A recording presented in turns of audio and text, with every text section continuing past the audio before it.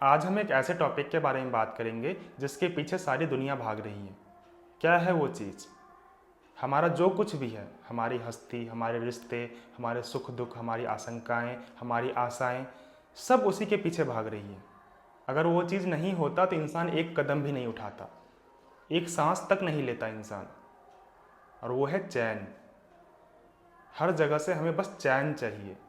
इसको हम सत्य भी बोल सकते हैं, लेकिन सत्य सबके लिए अलग अलग होता है। अज्ञानी के लिए सत्य अलग होगा, ज्ञानी के लिए सत्य अलग होगा।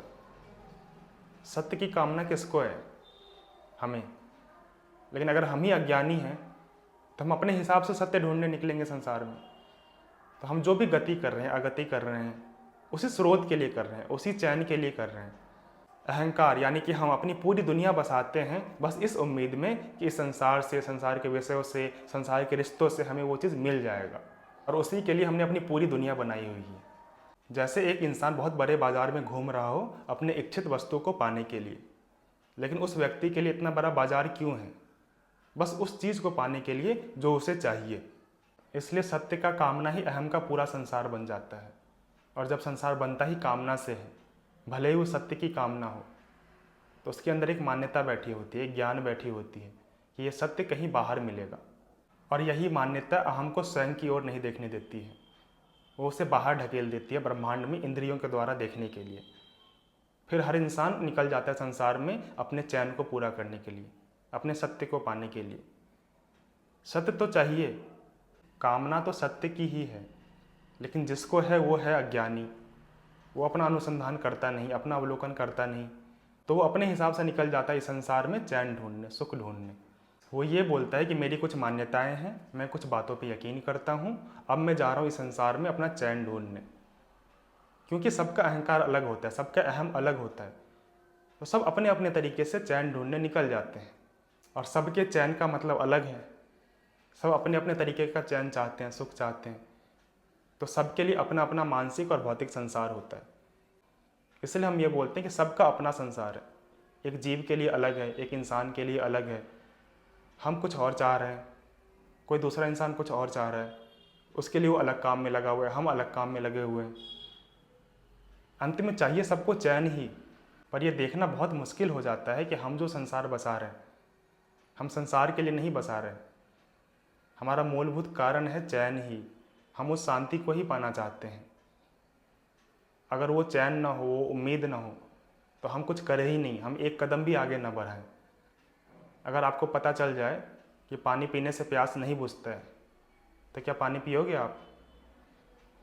अगर आपको ये पता चल जाए कि पंखा चलाने से गर्मी नहीं जाएगी, ताप रहेगी ही, तो क्या पंखा चलाने जाओगे? क्योंकि आपको पता है कि उस चीज़ से चैन मिल जाएगा, इसलिए आप करने जाते हो। जिस दिन ये उम्मीद टूट जाएगा, उस दिन आप भी नहीं रहोगे। ये उम्मीद ही है जो हमें जिंदा रखती है। और सबका उम्मीद अलग अलग है। सबको ये लगता है कि हम आज जिस जगह पे हैं इससे कुछ बेहतर हो जाएगा, तो उसके पीछे हम जाते हैं, उस उम्मीद में हम हमेशा रहते हैं, और इसलिए हम जिंदा भी रहते हैं। और उस चीज़ को पाने के लिए हम क्या क्या नहीं करते हैं। और पूरी व्यवस्था ऐसी बनी हुई है कि आप उसमें पूरा फंस ही जाते हो। आपको वो कर्तव्य लगता है, आपको जिम्मेदारी लगती है।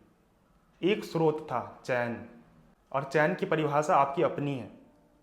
सब अपने हिसाब से अपना चैन ढूंढ रहे हैं, तो आप उस कर्तव्य को निभाने में लग जाते हो। और आपको लगता है कि इस चीज़ से चैन मिल जाएगा, एक अलग हस्ती मिल जाएगी। हमें ये लगता है कि हमारी हस्ती से बाहर कुछ है जो हम पालेंगे तो मुझे चैन मिल जाएगा, क्योंकि अज्ञानता है।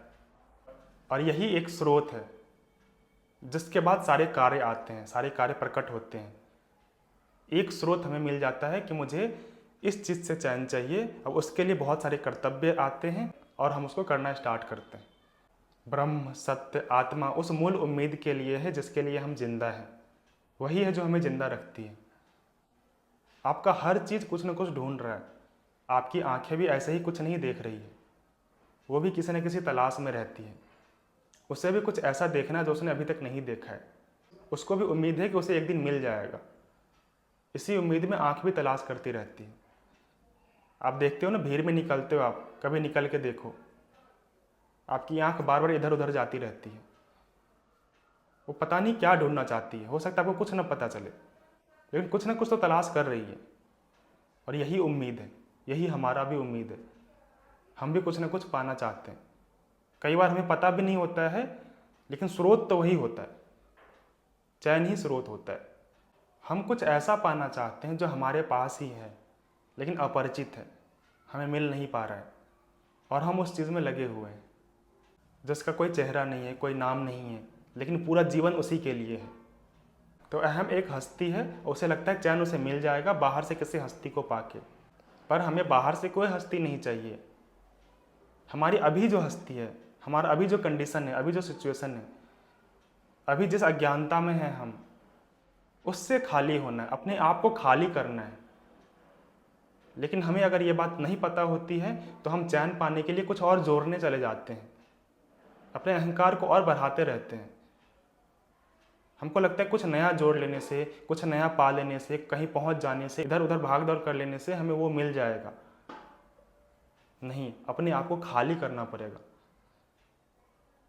इसलिए देखते हो ना, हर इंसान अपने हिसाब से उसको पूरा करने जाता है। आप किसी के घर में जाते हो, सबके घर का व्यवस्था अलग है, सब अपने तरीके से कर रहा है, यहाँ तक कमरे तक का व्यवस्था अलग अलग होता है, क्योंकि हर इंसान का अहम अलग है। तो अपने हिसाब से संसार बसाता है और उससे चैन पाना चाहता है। सबकी आखिरी चीज़ तो वही है कि मैं इस तरीके से घर को सजा लूँगा तो मुझे चैन मिल जाएगा, मैं इस तरह से घर को चलाऊँगा तो मुझे चैन मिल जाएगा, मैं ये चीज़ पालूँगा तो मुझे चैन मिल जाएगा, मैं इस पद पे पहुँच जाऊँगा तो चैन मिल जाएगा, मुझे ये चीज़ मिल जाएगी तो चैन मिल जाएगा। हर चीज़ में, चाहे घर की व्यवस्था में हो, चाहे आपके लक्ष्य में हो, चाहे आपके संसार में जो भी चीज़ें हो रही है, हर जगह आप चैन पाना चाहते हो और उसको अपने अपने हिसाब से आप पूरा करते हो। लेकिन हमेशा ये चीज़ हमें ध्यान रखना होता है कि हम खाली तो हैं लेकिन भरपूर है। किसी चीज़ को ऐड कर लेने से हमारी अशांति नहीं खत्म होगी, अपने आप को खाली करके ही हमें चैन मिलेगा। अहम अगर खाली हो जाए तो आत्मा हो जाता है। जैसे बादल छट जाए तो आकाश दिखने लगती है, तो वही बादल हटाना है अपने लाइफ से। आत्मा के खातिर अहंकार अपनी पूरी संसार बसाता है, चैन के खातिर इंसान अपनी सारी बेचैनियों में फंसता है। देखिए आप अपने भी संसार में जितनी भी बेचैनियां हैं आपके पास, सबसे उम्मीदें आपकी चैन की ही थी। आप चैन पाने ही निकले थे और उस प्रोसेस में आप अलग अलग तरह की बेचैनियों में फंस गए हैं। और जितनी अज्ञानता होती है हमारे अंदर, उतने हम भाग दौड़ में लगे रहते हैं। हमें चाहिए चैन, और ज्ञान है नहीं।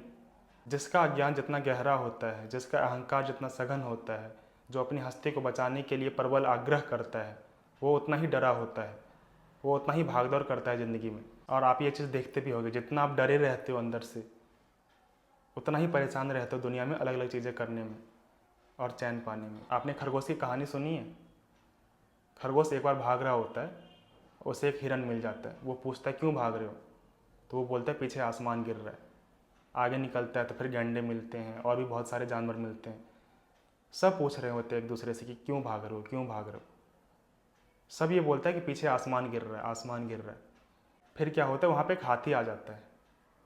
वो पूछता है कि क्यों भाग रहे हो तुम लोग? तो सब बोलते हैं कि वो बोल रहा है आसमान गिर रहा है।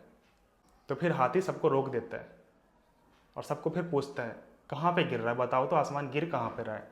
और सब ने खरगोश की तरफ इशारा किया और बोला कि वो बोल रहा था पीछे आसमान गिर रहा है।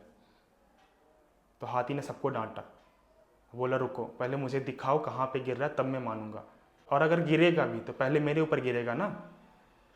तो फिर खरगोश हाथी को दिखाने ले गया उस पेड़ के पास। वहाँ पे थोड़ी देर रुका तो देखा कि वहाँ पे एक आम गिर रहा था, जिसको लेके खरगोश डर गया था और उसे लगा कि आसमान ही गिर रहा है।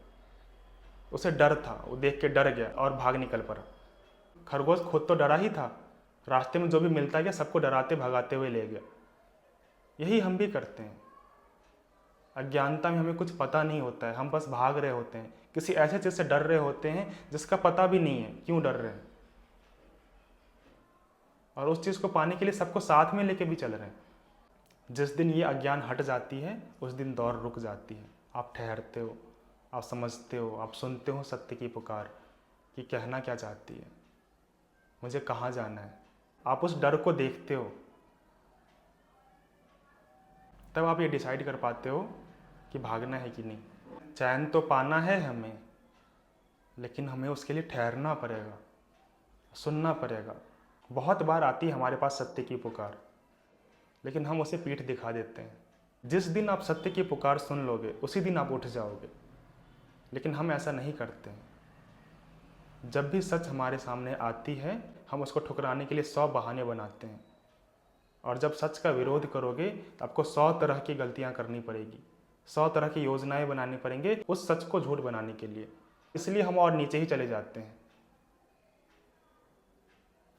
हमें पुकारा गया था, हमें बुलावा आया था, और वो बुलावा इतना प्यारा था, इतना अच्छा था। वो हमसे मिलना चाहता था, वो हमारे साथ रहना चाहता था, और उसे ठुकराना भी बहुत मुश्किल था। तो फिर उसको ठुकराने के लिए हम 100 तरह के झूठ करते हैं। इसलिए ऐसा कहा गया है कि सत्य ही दुख का सबसे बड़ा कारण है और सत्य ही दुख का सबसे बड़ा आनंद भी है। जो सत्य के साथ चल गया उसे आनंद मिल जाएगा, और जो सत्य को ही ठुकराएगा उसे फिर दुर्गति होगी। और क्योंकि सत्य के साथ चलना इतना मुश्किल होता है, अपने आप को बार बार तोड़ना पड़ता है, अपने आप को समझना पड़ता है, इसमें श्रम लगता है, और आनंद भी यही देता है। लेकिन फिर भी हम नहीं चलना चाहते, हम अपने आप को सुरक्षित रखना चाहते हैं।